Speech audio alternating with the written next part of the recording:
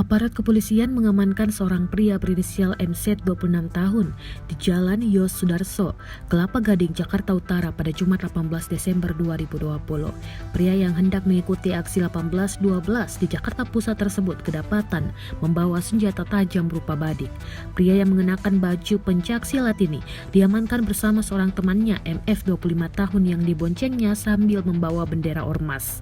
MZ mengaku sengaja membawa badik yang ia sangkutkan di ikat pinggangnya itu. Lelaki pengangguran ini mengaku sengaja membawa badik untuk menjaga diri saat unjuk rasa.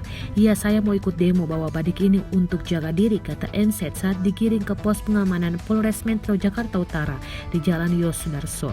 Tak hanya badik, MZ juga mengenakan beberapa atribut lainnya melengkapi seragam perguruan silat yang ia kenakan. Salah satunya jimat yang ia kalungkan di lehernya. Ketika ditanyakan alasannya ikut demo, MZ mengaku hanya ingin mengamankan apabila ada kerusuhan ataupun maling yang berkeliaran di lokasi unjuk rasa. Ia juga mengaku sengaja ikut unjuk rasa atas kemauannya sendiri. Ketika diamankan, MZ berboncengan dengan temannya MF. Kedua pria ini juga membawa bendera ormas yang ujung bambunya sudah dipertajam. Polisi juga menanyakan apakah MZ merupakan anggota ormas tersebut, namun yang bersangkutan mengelaknya.